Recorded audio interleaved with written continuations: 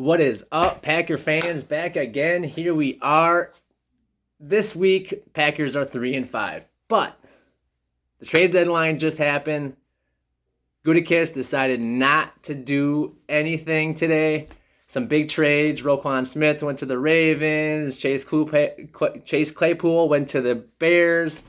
Then there was some other trades going on, but the Packers decided to do nothing. There was some talk that maybe Darnell Savage would get moved because of his issues tackling and not even having like a pass breakup this year. But Packers decided not to do anything, and I think I know why. Even though they lost to the Bills, they only gave up 3 points in the second half, and it seems like the Packers might have found out what their identity is finally. And I've been saying that for a few weeks now. They have to figure out what their identity is. They can't keep throwing the ball 35 times against the Commanders, 39 times against the Giants in losses when you had the lead at some point in the game and you should have just been running the football. Against the Bills, they were down a lot, but they stuck with the run, 208 yards on the ground, and they started to figure out kind of how to scheme up that defense. They forced 2 interceptions, and the Packers, the first half just got out of control, got out of hand. But the second half is what I'm focused on. That gives me hope that they can turn this season around. It's not too late. They're 3-5. And obviously, you lose Davante Adams, you lose Marquez Valdes-Scantling, which a lot of people didn't think would be a big loss. But he really did stretch the field. He really did put the pressure on the safeties. They'd have to play too high a lot, and that would leave lanes open. Davante obviously would demand double teams, triple teams, even more than three guys watching him, or just being aware of where he is. All those things go into effect when you're running an offense. Packers don't have that. They didn't have that. Instead of drafting receivers the last couple of years, they went for Jordan Love instead of Justin Jefferson. They got A.J. Dillon instead of, I think, DK Metcalf. And so it was just, they went towards running the ball more. They paid Aaron Jones $12 million a year. They didn't keep Davante, like I said. The money was, I think we actually offered more money, but Davante wanted to go play with his college quarterback. Obviously, that hasn't worked out too well for him. 1 catch for 3 yards last week. Not ideal. But the Packers, they kept wanting to be a passing team. They kept wanting to just throw it 40 times a game. And when you don't have the weapons on the outside, that's a lot of 3-and-outs happening now. And against the number 1 rush defense in the league, obviously the Bills are probably playing a little more, pass prevent, so that not to give up the big play downfield. But as the Packers ran the ball, they almost ran themselves back into the game. The only issue was the time, the time on the clock. It just, running the ball wastes so much more time. But they were then able to get single coverage on the outside, get a touchdown to Samori Toure, and then, Romeo Doubs was able to catch some passes, and it looks like they finally found the formula that can catapult them into some victories. I don't think it's too late. I think the Packers can figure this out. Run the ball. I think they ran it 31 times and they passed it 30 times. Rodgers had 1 rush and the 2 running backs really played well. I think they had, what would it be, like 197 yards between those 2 guys, Aaron Jones and A.J. Dillon. Rodgers added the 11-yard scramble to make it 208. But if they can just do that with that formula, good defense. I mean, their defense isn't bad. They've given up way too many rushing yards. That is something that has to be addressed. It should be easier to stop the run, but they're so focused on not giving up the big pass play, which it doesn't seem like because they keep giving up big pass plays. But when they're focused on not giving up the big pass play, they're not so focused on stopping the run, and then they end up giving a lot of rushing yards. A lot of those went to, Josh Allen, the quarterback scramble. You have to QB spy him. You have to be more aware of a mobile quarterback, and we're going to be playing some coming up here. I think Malik Willis is starting for the Titans now. He'll be mobile. And then you have Dak and you have Jalen Hurts, and, so Lamar Jackson, I think we have coming up too. So there's going to be mobile quarterbacks that we're going to have to put the emphasis on keeping them in the pocket and making sure that if they get out, there's somebody there that can keep up with them, because we had a lot of linebackers maybe spying, or, the edge guys trying to keep them corralled, and they don't have the speed to keep up with Josh Allen. Later in the game, it looked like Douglas was the spy, and he was able to get after him. He picked him off too, and then Jair got after him on an interception in the red zone, which is huge. Packers still have the number one pass defense after week 8. They just have to clean up that rush defense, which I think is something they can do. We know Campbell and Walker haven't been playing great. We know Amos hasn't been tackling great. Savage hasn't been tackling great. Stokes hasn't been tackling great. And we haven't really heard much from Kenny Clark in a while. And so hopefully the defense can kind of figure out how to stop the run. But their pass defense has been so elite. It's been awesome to watch. Only 205 yards given up to the MVP hopeful, Josh Allen. He completed just over 50% of his passes. He was 13 to 25. So something to really be excited about there. And then, like I said, if the Packers can figure out their identity, which I think they have now, run the football, run the football, run the football. Run it on first down, run it on second down. If you're close enough, run it on third down, and then go for it on fourth and run it again.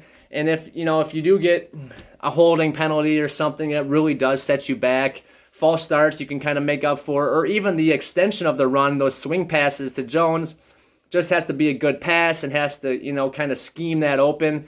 And then Aaron Jones with the ball in his hand, he is a straight baller. He's probably the best guy on the field pretty much every single game. He's obviously the Packers' most explosive offensive weapon, but now with the emergence of Samori Toure getting his first touchdown on one catch for 37 yards, I think that was the longest scoring play for the Packers through the air. And then, I think it was the second longest pass play for Rodgers all season. He had one to Sammy Watkins for 55 yards against the Bears. But then most of the long touchdowns, the ones to Lazard, were about 35 yards. So 37 yards, I think, was the longest passing touchdown for Rodgers this season. I'll have to check those stats. But otherwise, not a lot of big plays downfield. And Toure looks like a guy that can be that guy. I really was excited about him coming into this game. And then when he did what he did, scoring a touchdown, I was just like, I really thought he could be that guy.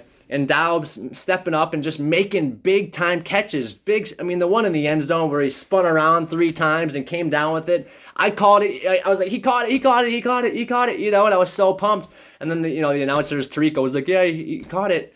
And then the one where, it looked like he was going to get defended, and he just used his big, strong hands and went up and stole it away. He's starting to figure it out. I think he just realizes, I have to go make the play. I have to just make the play. And I know he was really upset with himself after that Commanders game, not being able to really do what he needed to do to win. But all in all, having those two guys stepping up, getting Lazard back, getting Cobb back in 2 weeks against the Cowboys. Hopefully Watkins can step up a little bit. One catch for 3 yards against their old team, doing all that jaw jacking, and then only, having one catch. He just couldn't get open all night. He couldn't get open. He couldn't break away from the coverage. He just couldn't get open.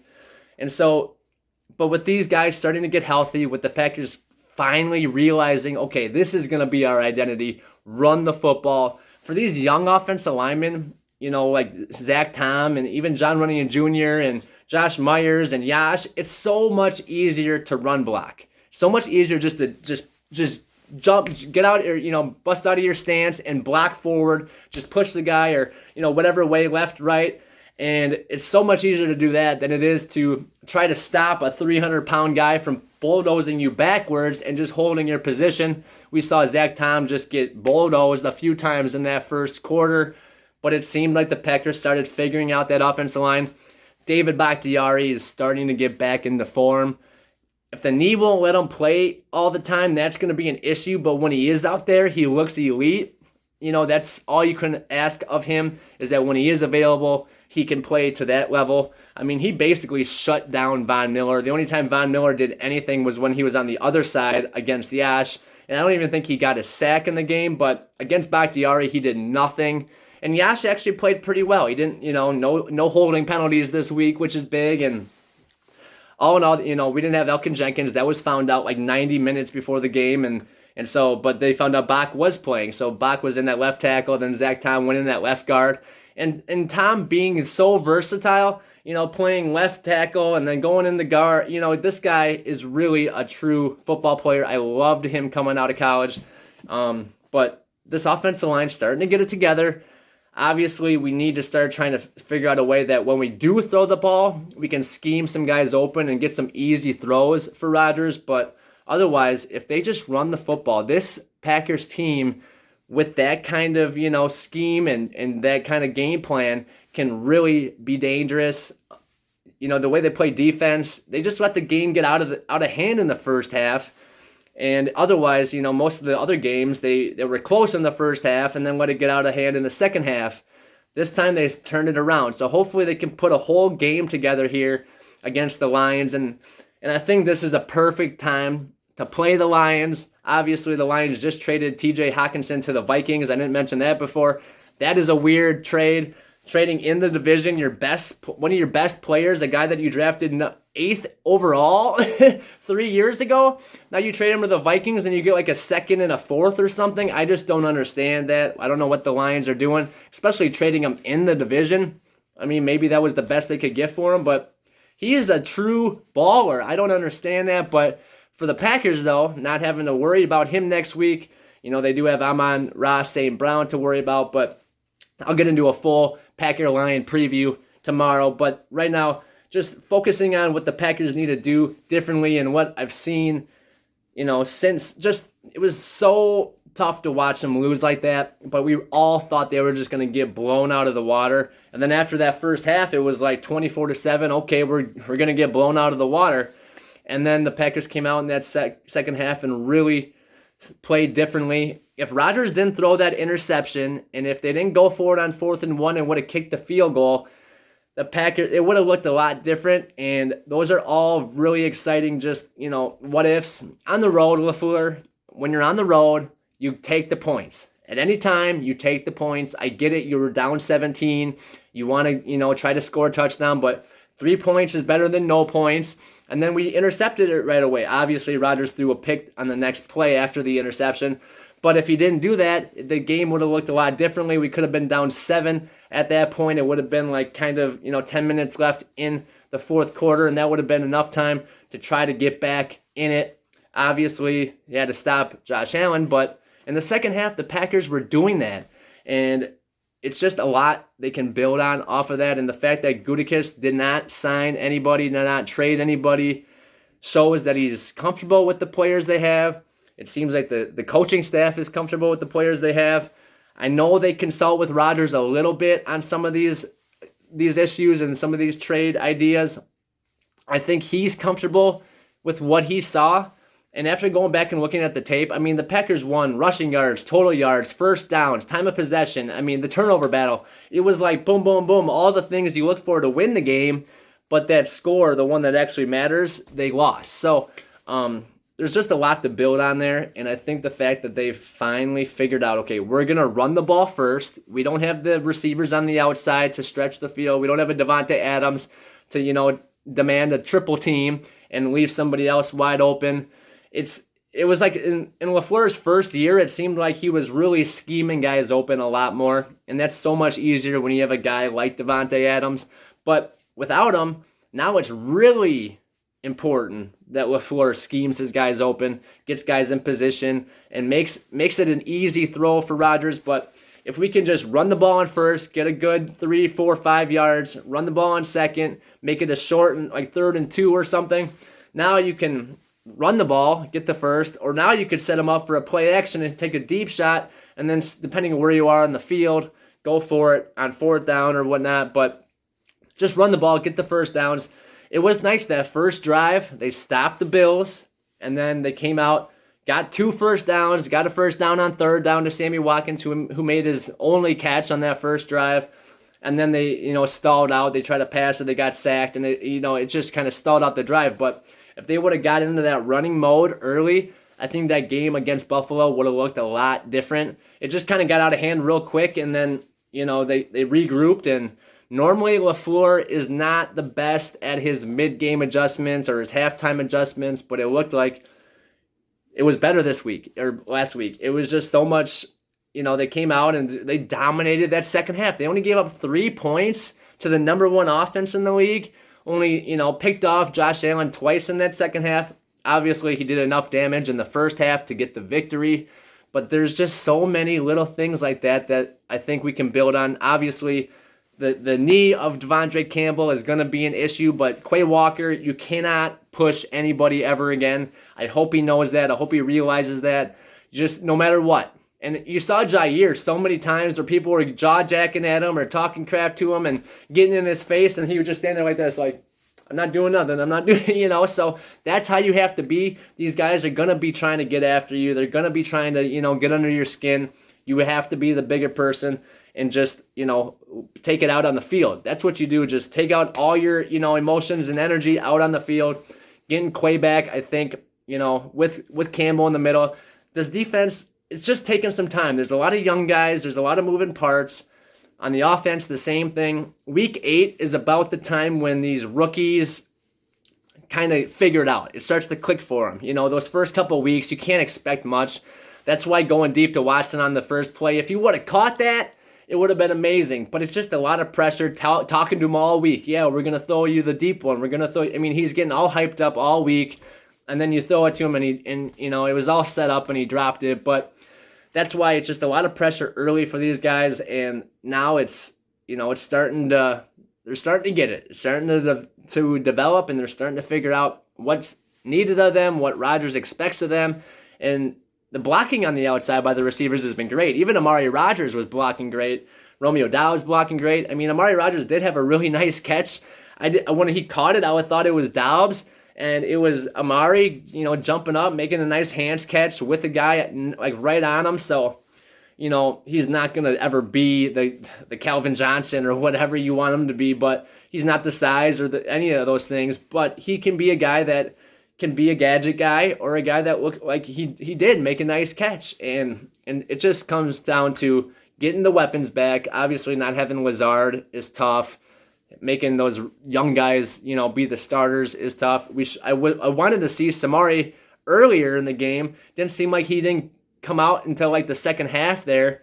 But once he came in, the Packers were able to stretch the field. And on that it was a broken play. Rodgers was so pumped that he kind of broke off his route and came back. And, Rodgers saw him, and it was perfect. It was perfect and wide open in the end zone. And people gave him flack for dancing when you were down so much. But his first NFL touchdown, I would have danced too. It's super exciting for him. And it's going to be the first of many, many touchdowns from Rodgers to him. And then, hopefully in the future, love to him. But all in all, I think there's so much to build on here. A.J. Dillon, he started running like I've wanted him to run since, week 1 or like since last year. Just running like you are bigger and stronger than everybody else. He has to have that Derrick Henry mindset where I'm going to make you tackle me. I'm not going to just go down because you touched me. I'm not going to just go down because there's a guy there. Just make him tackle you, and you could see it. He was running with a lot of heart, with a lot of just anger, and it seemed like he was just running just so tough. Busted a big gain, and then Aaron Jones busted a big gain. They both almost broke them for touchdowns. It would have been sweet if they could have, but I think they are going to get a long touchdown run if they just keep at it. Both of these guys need their carries. It's just such a bummer because the Packers were 20-0 when Aaron Jones ran the ball 15 or more times. I had been saying that over and over again. And they got Aaron Jones 19 carries in the game against Buffalo, but they were already down 24-7. And if they would have started with those runs earlier in the game on that first drive, just run the ball, run the ball, run the ball. If they could have scored in that first drive, it would have been so much differently. It would have ended up so much different. But it's just tough because, they want to throw the ball. They have Aaron Rodgers. It's like, you can make the throws. But when you can't block it up and your guys can't get open, you're just wasting downs at that point. So try to run the ball, do quick throws and just get it to a guy. He has to start scheming guys open. But the way they ran the ball, the way the offensive line blocked up front against that Bills front, that's the formula for success for this team. And obviously, you don't want to pay Aaron Rodgers $50 million a year just to hand it off. But if you don't have the team to play a different way, that's what you have to do right now until the guys on the outside can figure out how to get open, until the guys on the outside can develop into where you want them to be. But I think if you use Rodgers as like the game manager and really run the ball a lot, he's the best game manager there is. He can make all the throws. He's not going to make the dumb mistake. And if when you need him to, he can get you a 3rd and 7 with an amazing throw or whatever, if you need that. And then a broken play or whatever. But we do need to see Rodgers get outside the pocket more. The one to Toure was kind of broken. He was scrambling around and then saw him and just threw a laser beam.